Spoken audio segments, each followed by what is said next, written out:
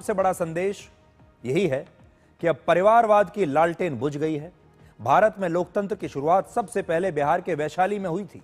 परिवारवाद के खिलाफ हमारे देश में जयप्रकाश नारायण के नेतृत्व में सबसे बड़ी क्रांति बिहार में ही हुई थी। लेकिन वही बिहार परिवारवाद की सबसे बड़ी पहचान बन गया आगे चलकर। लालू यादव के बाद उनकी पत्नी राबड़ी देवी और फिर उनके बेटे तेजस्वी यादव को विरासत में यह राजनीति मिली और इन्होंने वर्षों तक राज किया। लेकिन इस बार बिहार चुनाव में परिवारवाद की राजनीति को गांधी परिवार के वंशवाद का भी समर्थन मिला था और हमने 6 नवंबर को डिकोड में बिहार की जनता से यह अपील भी की थी कि बिहार के लोगों को अब एक और क्रांति की आवश्यकता है और वो क्रांति आज उन्होंने कर दी। आज बिहार चुनाव के जो नतीजे आए वो शायद जेपी आंदोलन के बाद बिहार में सबसे बड़ी क्रांति है जो अगले कई वर्षों तक भारत की राजनीति को प्रभावित करती रहेगी, क्योंकि अब बिहार की जनता ने पूरे देश को यह संदेश दिया है कि परिवारवाद की राजनीति नहीं चलेगी। तेजस्वी यादव कांटे के मुकाबले में कई राउंड पिछड़ने के बाद आखिरकार 14,500 के आसपास वोटों से जीत तो गए, लेकिन यह आरजेडी का पिछले 15 वर्षों में सबसे खराब प्रदर्शन है। लालू यादव के बड़े बेटे तेज प्रताप सिंह महुआ से तेज प्रताप यादव 35,000 से ज्यादा वोटों से चुनाव हार गए और वो तीसरे नंबर पर रहे, जबकि राहुल गांधी और उनकी बहन प्रियंका गांधी वाड्रा भी अपने चुनावी अभियान के बावजूद बिहार की राजनीति में कोई असर नहीं छोड़ पाए।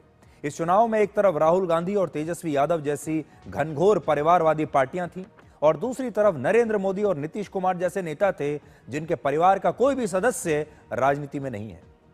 बिहार ने यह संदेश दे दिया कि परिवारवाद के बिना भी राजनीति में शीर्ष तक पहुंचा जा सकता है। अब जरा राहुल गांधी की बात करते हैं। यह राहुल गांधी की राजनीतिक करियर की हार नंबर 93 है और अब राहुल गांधी को यह समझ में आ जाना चाहिए कि भारत की जनता प्रधानमंत्री मोदी पर व्यक्तिगत हमले पसंद नहीं करती। 2019 के लोकसभा चुनाव में राहुल गांधी ने प्रधानमंत्री मोदी के खिलाफ चौकीदार चोर है का नारा देकर एक व्यक्तिगत हमला किया। तब बीजेपी ने 303 सीटें जीती। बिहार चुनाव से पहले राहुल गांधी ने एक बार फिर प्रधानमंत्री मोदी को वोट चोर कहकर पुकारा। इसके अलावा कांग्रेस की रैली में प्रधानमंत्री मोदी की स्वर्गीय मां का अपमान भी किया गया और आज बिहार के लोगों ने एक बार फिर राहुल गांधी को यही सबक दिया है कि व्यक्तिगत आरोपों और प्रधानमंत्री का अपमान करने की उनकी राजनीति को जनता नापसंद करती है और ऐसा करके राहुल गांधी अपनी ही पार्टी का नुकसान कर रहे हैं। आज हमारी सहानुभूति कांग्रेस के उन तमाम नेताओं और कार्यकर्ताओं के साथ है जिन्होंने हर चुनाव में पूरी मेहनत की, अपनी विचारधारा के लिए मेहनत से जमीन पर उतरकर लड़ाई लड़ी, लेकिन शीर्ष पर बैठे राहुल गांधी की गलतियां उनकी मेहनत पर हर बार पानी फेर देती हैं। आज पंडित जवाहरलाल नेहरू के जन्मदिन के अवसर पर हम एक खास पोस्टर आपके लिए लेकर आए हैं और पोस्टर कहता है कि आज जवाहरलाल नेहरू भी सोच रहे होंगे कि ये कहां आ गए हम, ये पार्टी कहां से कहां आ गई। अगर इस पर आज कोई फिल्म बनाई जाए जो शुरू होगी पंडित नेहरू से और राहुल गांधी तक जब वो आएगी तो उसका टाइटल होगा ये कहां आ गए हम। आज कांग्रेस के बहुत सारे नेता और कार्यकर्ता शायद ऐसा ही सोच रहे होंगे। इसलिए आज कांग्रेस के नेताओं और कार्यकर्ताओं को इस हार के बाद सबसे पहला सवाल मीडिया से नहीं पूछना चाहिए, चुनाव आयोग से नहीं पूछना चाहिए, बल्कि राहुल गांधी से सवाल करना चाहिए और पूछना चाहिए कि वो आत्मविश्लेषण करके बताएं कि कांग्रेस से कहां गलती हो रही है। कांग्रेस के नेता और कार्यकर्ता ये आत्मविश्लेषण जरूर कर रहे होंगे कि कांग्रेस अपनी पुरानी विचारधारा से भटककर आज कहां पर आ गई है, क्योंकि आज लोग कांग्रेस को एमएमसी का नाम दे रहे हैं, यानी मुस्लिम लीग माओवादी कांग्रेस। और इसकी वजह यह है कि कांग्रेस अब सिर्फ मुसलमानों और माओवादियों की बात कर रही है। विचारधारा में इस बदलाव की वजह से ही बिहार को 18 बार मुख्यमंत्री देने वाली कांग्रेस आज सिर्फ 6 सीटों पर सिमट गई। आज प्रधानमंत्री मोदी ने कहा भी है कि कांग्रेस में एक और विभाजन हो सकता है और बिहार चुनाव के नतीजों पर अब से थोड़ी देर पहले ही राहुल गांधी ने सोशल मीडिया पर लिखा है। उन्होंने लिखा है, मैं बिहार के उन करोड़ों मतदाताओं का हार्दिक आभार व्यक्त करता हूं जिन्होंने महागठबंधन पर अपना विश्वास जताया। बिहार का यह परिणाम वाकई चौंकाने वाला है।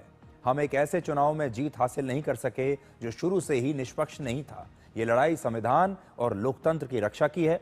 कांग्रेस पार्टी और इंडिया गठबंधन इस परिणाम की गहराई से समीक्षा करेंगे और लोकतंत्र को बचाने के अपने प्रयासों को और अधिक प्रभावी बनाएंगे। यानी राहुल गांधी पर अभी तक कोई असर नहीं पड़ा है।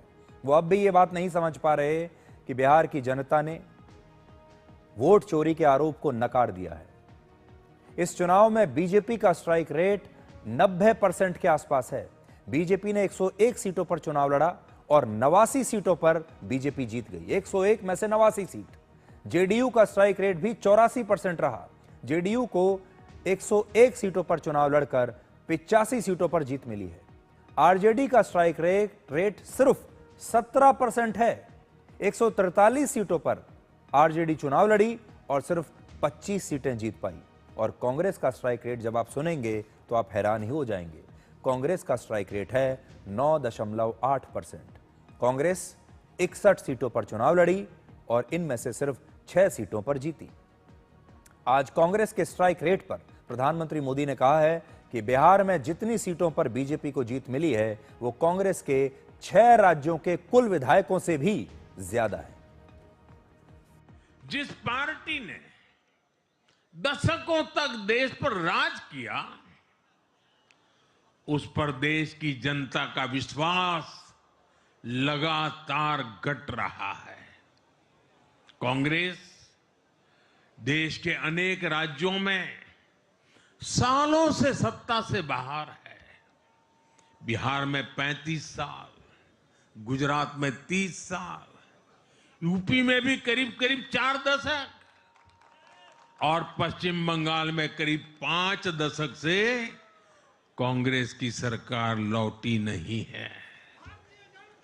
साथियों, पिछले 3 लोकसभा चुनावों में कांग्रेस 3 अंकों की संख्या तक पहुंच नहीं पाई है। 2024 के लोकसभा चुनाव के बाद देश के 6 राज्यों में विधानसभा चुनाव हुए और इनमें भी कांग्रेस 100 सीटों का आंकड़ा पार नहीं कर पाई है। 6 की, मैं 6 विधानसभा की बात कर रहा हूं। और आज ही के दिन सिर्फ एक चुनाव में हमारे जितने विधायक चुने गए हैं, कांग्रेस पिछले 6 चुनावों में 6 चुनाव में उतने विधायक जीत नहीं पाई।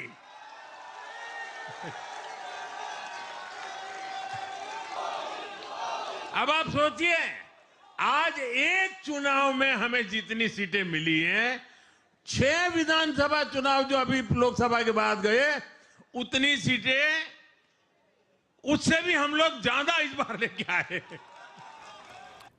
आज देखिए कांग्रेस की क्या हालत हो गई है। आप अपनी स्क्रीन पर देखेंगे, ओवैसी की जो पार्टी है AIMIM, उसे 5 सीटें मिली हैं और कांग्रेस को 6 सीटें मिली हैं। यानी लगभग दोनों पार्टियां लगभग बराबरी पर खड़ी हैं। आज कांग्रेस और ओवैसी की पार्टी लगभग बराबर हैं बिहार में। आज कांग्रेस की हालत ये हो गई है।